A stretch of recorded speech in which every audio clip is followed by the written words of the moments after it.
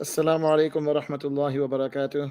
Honorable elders, respected brothers and sisters, dear children in Islam.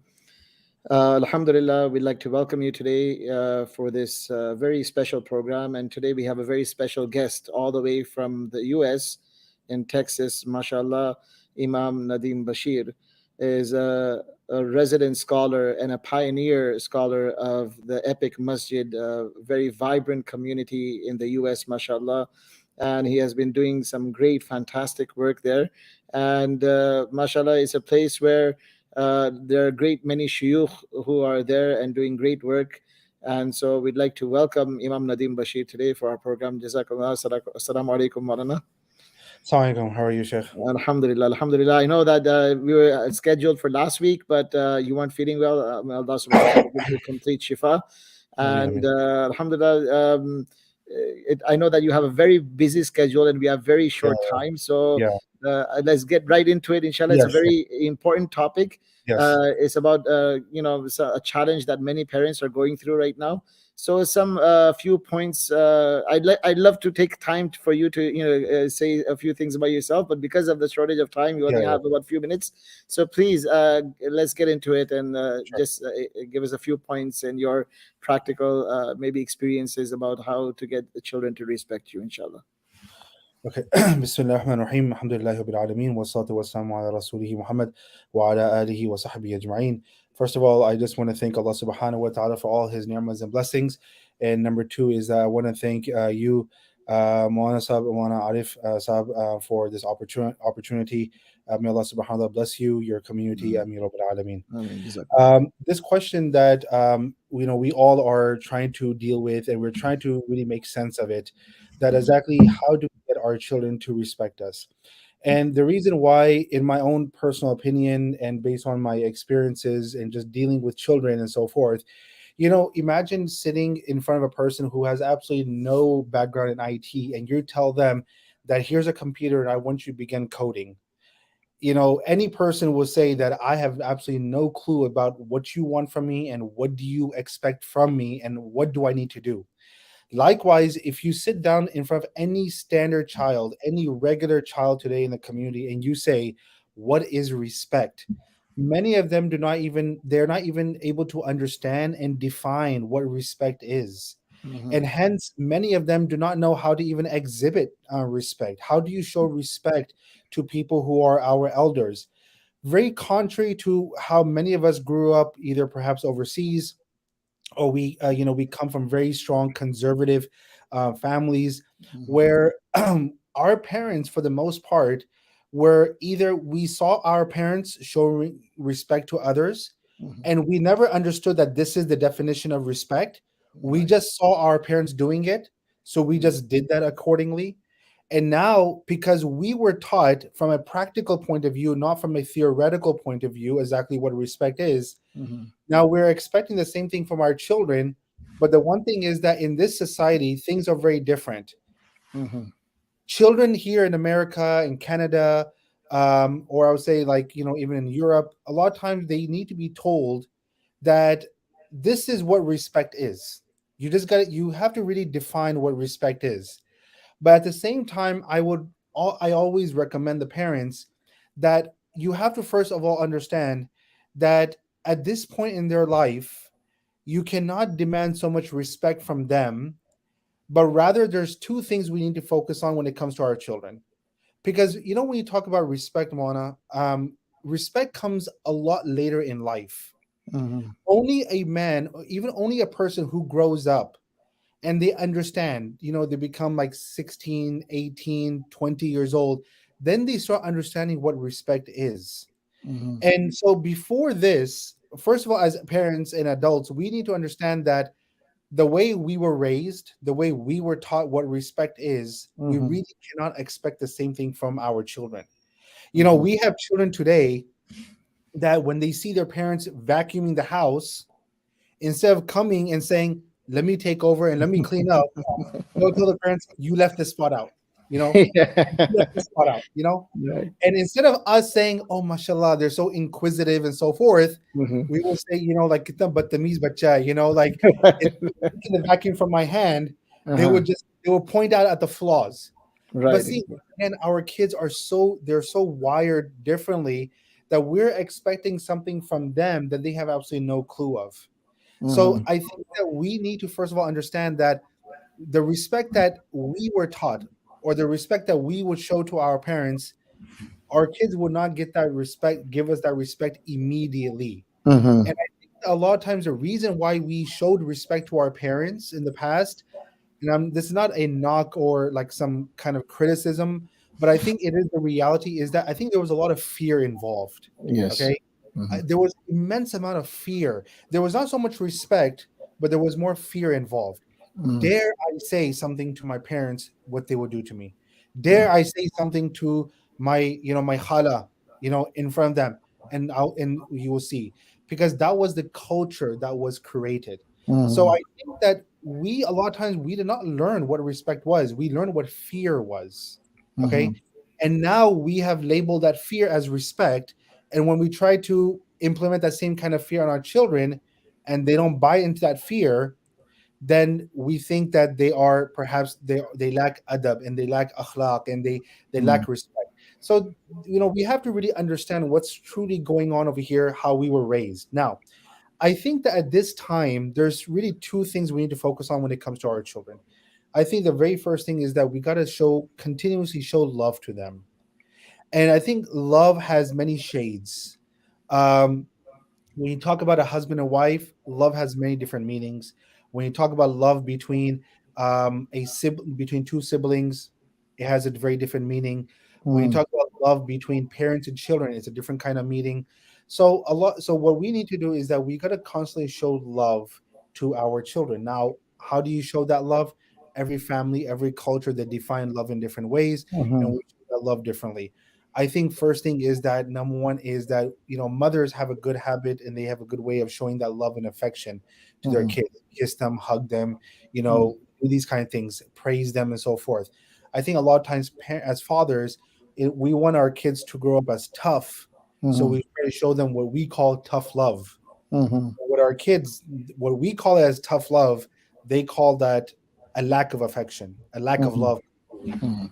So I think that first of all, as parents, we got to show them love.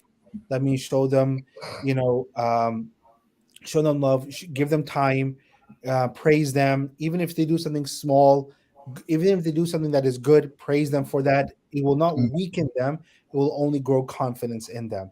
I Mm-hmm. think making sure that when we want to even criticize them, then we try to find ways to criticize them in a way that does not demean them. It does not disrespect them. Mm-hmm. Uh, we find even the seerah of the Prophet ﷺ, this is why the Mm-hmm. Prophet was so remarkable with his words. I think that as parents, we can always learn from the Prophet ﷺ. Mm-hmm. When a Sahabi came inside the masjid and he made ruku in order to prevent missing the rak'ah, he made ruku from the door, Mm-hmm. and he walked all the way. And the Prophet ﷺ, after the salat, someone told him, the Prophet ﷺ could have told, now imagine, let's just pause here for a moment and imagine if we were told that there's a kid who made ruku from the door and he walked all the way in ruku to join the namaz. Okay, the first thing they would tell him is that you could have come earlier, right? We would say words of harsh, we would say harsh words, that this is not the way to pray. Did your parents teach you? Didn't your teacher teach you? And so forth. The Prophet sallallahu alaihi wasallam, when this man came to him, the Prophet sallallahu, he was, look how amazing the words of the Prophet sallallahu are. He says he provided, first of all, like some praise. Mm-hmm. He says, I admire your enthusiasm, but perhaps next time this is the way you can do this. Mm-hmm. So I think that a lot of times when it comes to our talking to our children, we provide some level of praise first. It does So not. number one, practical point is if you show love to them, then in return you'll get the respect from them, basically. You'll get that respect also, and down the road you'll get that love for them also. Okay. Yeah, Love in return, I think yes. the first point was that we have a very different definition of respect. Respect is. And part of that, number one, is that respect does not come now. Respect will Mm-hmm. eventually come down the road. The second point is that we got to show love, number one, during this time. Number two is, more than anything else, we teach them akhlaq and adab. I think this is the most important thing that our kids need to learn today. Adab and akhlaq. Okay, when you talk to someone, how do you talk to them? When you Mm, treat your siblings, how do you treat them? A lot of times siblings, when they see the parents getting upset at their children, sometimes the older siblings, they take it upon themselves as like self entitlement that if my parents can get upset at them, I'm the older in the family, I can get upset at them too. You know, mm, sometimes you'll see kids like sometimes hitting their siblings. mhm, Why? Because my parents can do it. And you teach them, no, you are siblings, we are parents, we are two different positions here. You know, you don't treat them that way. You treat them with love, you treat them with akhlaq. It's our job to do the tarbiyah and do like, admonish them in ways that we feel that, we feel fit, but mm. that's not your place. So, Imam We Nadim, for akhlaq and adab, what would you recommend? I mean, is there like we sit down to halaqa or read a book or practically? I mean, how as parents they need to know the akhlaq adab themselves that need to be imparted to their children. So, what would you recommend for that? Well, I don't think that. I mean, I think you can sit down and cover something in the book, in books. But what I have seen nowadays is that, if you look at Monasab, a lot of the things that we study, even in history, Hmm. um, now instead of teaching them theoretically, they're making like a comic out of it. They're teaching them like in a practical way. I think sitting down and teaching them, from a book and just strictly from a theoretical point of view, words don't matter to these kids. They have to see it practically firsthand. So as parents, like we can show them when we go to the store, like even things such as when you go to the store, open the door for the elderly woman, for the elderly man, teaching them that, say thank you. This is something that a lot of our parents don't teach in the society. We say jazakumullah khair, we will say alhamdulillah, we will say yarhamukallah, we will say a lot of those kind of things. But where's the akhlaq and adab of society? When our kids go somewhere, they say excuse me. When they say I beg your pardon. When they say yes ma'am, yes sir. This is akhlaq in general. This is adab in general. When you go to the store, like someone's trying to reach out for something, you move away. Even when you're at the masjid, when you see the elderly coming through the door, open the door for them. Say assalamu alaikum. You should not wait for people to say assalamu alaikum. You should go and make salam to other Right. people. Even I have a father over here. Subhanallah, every time he brings his son to the masjid, he wants his son to meet with me.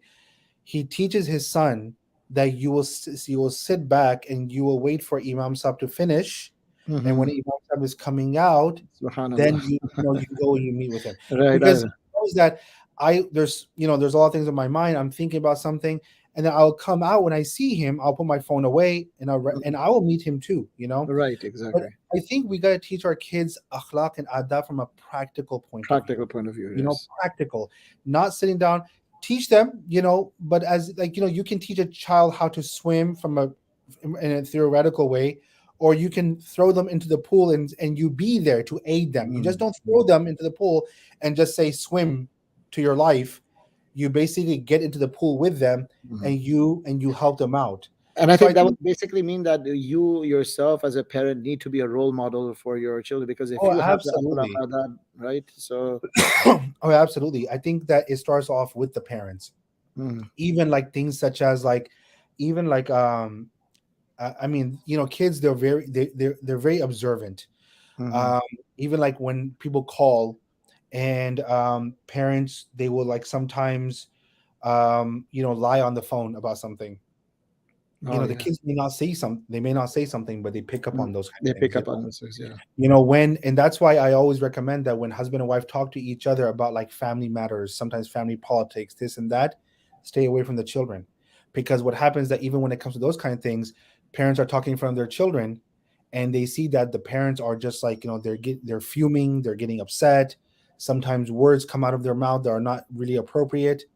The kids may stay quiet, but they pick up on those kind of things. Mhm. So I think as parents, we got to be role models too. Right. Absolutely. Once I know we're very short of time. We Yeah. must. I wish that we had more time. It's a Yeah. very Yeah. long. So one thing I just want to ask right now is that children of different ages, and you're saying that respect comes at a later age, when do you start, and maybe what factors that are in play that make a child maybe who may be very respectful at the beginning when they're younger, but later on they get a little bit disrespectful, maybe it's the environment or the friends, and then how can you bring them back on track, and at what age, like how would you do things at So different ages? I've seen that, regardless of families, this is something I'm starting to see very common. I think that you can say that it's almost like at the age of like 13, 14. Like, so it starts from 13, 14. Kids feel like that they know everything. Yeah. Okay. They know more than the parents, they know everything. And that usually goes from like 13, 14 all the way to perhaps almost like 17 to 18. Mhm. Now, usually I always recommend the parents that you got to be one step ahead of the game here. Your children thinks that they're extremely smart, but you got to play chess with them. It's almost as if they're playing checkers, but you're playing chess with them. You got to be one step ahead of their game. So, for example, even if children want, like, they sometimes want to lash out. I've always taught parents that if your children lash out at you, you tell them that, look, there's a better way of saying it, and I want you to say it the better way. Calm yourself down, okay? Say "A'udhu billahi minash shaitanir rajim." Calm yourself down. Express it a different way. Mhm. I've seen parents doing this, and it works wonders with them. See, the thing is that in that case, a parent needs to understand that your child is trying to trigger you. Don't get triggered. You cannot get triggered. You got to be calm. Okay, you want to say this? Say it. Say it differently. Very beautiful. Um, okay, another thing. When children say, when you give your child a choice to do something, no, I won't do it. Okay, you don't have to get upset. You don't have to get triggered, because the kids know when they see that you get triggered, then you lose the battle. So we got to be smart. So you tell them, look, I don't want to engage. I don't want to yell. I don't want to scream. You have two options. Option one, option two. Whenever you're ready to make a decision, you come and tell me what you want to do. Simple as that. Mhm. But don't engage in this back and forth. Mhm. They may yell and scream. And you tell them, you want to yell and scream? I'm not here for that. In my house, we don't yell and scream. You want to talk to me? I'm willing to talk to you. You know, Mhm. these kids eventually they are forced to suppress their anger and then express what they want to in the correct way. Mhm. And so I think that I remember one. I know we're running out of time. I remember there was a parent that he basically came to me, and he was like, he was telling me that his child came, and he said something like very like absurd, like absolutely absurd. Right. Like, I have a friend, or like something like I have a girlfriend, for example. Now you can Mhm. just imagine if a parent was approached by their child and says, I have a girlfriend. Okay. Parents pull their hair out, they're losing their mind, Oh everything. yeah, they go crazy. Yeah. Yeah, yeah. So a lot of times, one thing our children are very smart about is sometimes they're trying to find ways to get our attention. And so you got to be a little diplomatic in that kind of situation. Instead of giving them their attention that they want at that same time, like they come to you with some like absolutely, catastrophic kind of news, or you just take a step back and say, okay, cool, okay, we'll talk about it later on, you know. Mhm.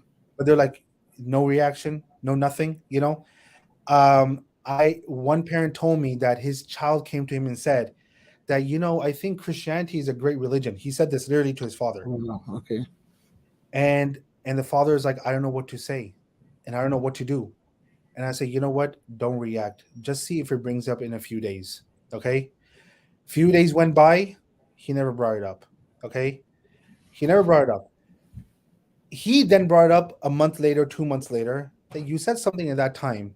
He said, yeah, but I want to see how you guys felt about it, but you guys did not give any reaction to it, so I just dropped it. you know a lot of times our kids are going to say something, do something to find out how we react. A parent needs to be very smart about how to react to. Mm. So So this is so these are just few things. Yeah, unfortunately, we're running. You have to Yeah, go we're for running this out of one, time. and There's we have one more very thing. One more thing I do want to mention is right.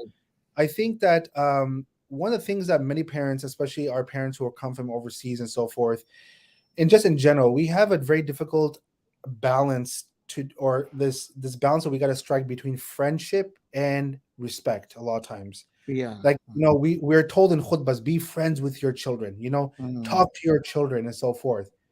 And the parent doesn't understand that. Well, should I be a friend to them? If I be a friend to them, then they will, you know, they may cross limits and they may cross boundaries. And I think that we should always teach our children. See, you teach them, you know, point one, two, three, four, they won't understand that. But be a little casual with your children. But the minute they cross the boundary and the limit, you put your foot down right away. Say, listen, this is you cross a limit here. Okay, you cross a boundary over here. This is not something that it is allowed in the house. Okay, you want to come and talk to me, you want to come and joke around, absolutely, I'm always here for you. But this, absolutely not. Okay, because a lot mm, of times they don't know. They think that their friends outside, if I have friends at school and friends outside I play with, and my parents want to become my friends, I'm going to treat them like I treat my friends. No. So we want to build that friendship, that relationship with our kids. The minute they cross that limit, you step in. No need to get mm. angry. Educate them. And one final point before I let you Yeah, go is: do you think that language plays a part in this? Because in Urdu or Gujarati or Bengali yeah. or any other, in Arabic, you have respectful words. You call a child now, and they'll say, "What?" Like, like Well, this. that's once again, that's for them. They don't see there's anything wrong with that. Yeah, Like I know, exactly. like like a long time ago when I was taught Urdu, we would say like "aap." We would never say "tu." True, exactly. Yes. We would say "ji." We would never say yes or "ha." Hmm. Um, I think that there's something about our languages that had that kind of respectful words that Hmm. in English we don't have that. I mean, the closest that we have is yes, sir, yes, ma'am. That's why, like in America, you see often, like in African American families, when they demand that respect, they say yes, sir. Like yes, ma'am. There was like this is very common in African American families and black families, but not something very common in white families. Because there's a lot of like respect that is you know um, demanded from the parents to the children. So Hmm. the thing is that I think that whatever we have, I mean, a lot of times we're speaking English. I think we just gotta educate our children that when we say, when I take your name, like Muhammad, you know and you say yes, Hmm. Abu, yes, Baba, whatever it is, Hmm. yes, there's nothing wrong with saying the word yes, Hmm. but I think that to necessarily put upon them the language, no, you gotta say G. They Hmm. don't understand what G is. So they don't understand. So they say yes, but Hmm. and then you can tell them that when I say your name, you're like, what? No, you don't say what. Okay, in this house, you say yes. Okay, so try Hmm. to teach them. Change those words. It doesn't Hmm. happen overnight. But it's a hard work. Parents need to work on this, right? And then You see, the inshallah thing it is, a lot becomes of times our parents, they want overnight results, right, and and it's it not going to doesn't it happen. doesn't work like that. Right, right. Even if they go overseas and they see kids that how they're treating their parents and so forth, and then Mm, they come back to their kids like, see, like what kind of terrible kids you are and so forth. It's sort of like an injustice to have those kind of expectations from our kids when they've not been introduced to that concept and that culture and that way of life. In mm. America is very different. Canada, I'm sure it's They're pretty similar similar, yeah. in capacity. So you just got to be patient and you just got to work with it. But as I said, I started off with this point. I'm going to finish off with this point right now. Our ways, the way we were raised, the way we understood respect. As I Mm, said, I don't think that we understood respect. I think we understood fear. Okay, I don't think our kids understand what that respect means. mm, And I think, and I gave one example to one child that I asked him. I said, when you go to school, do you talk when your teacher's talking? And they're like, no. And I'm like, when you want to say something, do you raise your hand? They're like, mm, yes. mm, And I'm like, before you go anywhere, before you get up from the classroom and you leave, do you take permission to go to the restroom? And they said yes. I said, a lot of those things, they are classified as respect. you know. Right. Yeah. So when you sit at home, Mhm. and your father is talking to you, your mother's talking to you, you don't walk away. Just like in school, you don't walk away, Mhm. you know. Mhm. Likewise, you just don't walk away. You Mhm. sit there and you listen. When you talk to your teacher, are you allowed to raise your voice? No, you get sent to the principal's office, you know. Likewise, at home, you don't raise your voice when it comes to your parents. So Mhm. a lot of times our schools are teaching a certain level of respect. You know, we can teach our children too that the way you do things at school, do the same things here too, you know. Inshallah. So Jazakumullah khair, Imam Nadim. Very short but very beneficial talk. I wish we had more time, inshallah, in the no, future. no, I hope inshallah next time. Absolutely. we can welcome you back one time, inshallah. And Absolutely. inshallah. So, assalamu alaikum. I'll let you go. And then for our viewers, inshallah, I hope that you've benefited from this video. Please share with others and subscribe to our channel. And we just brought a property here for our masjid, inshallah. So make dua for the property, masjid property as well, inshallah. جزاكم الله خير واخر دعوانا الحمد لله رب العالمين. Jazakumullah khair.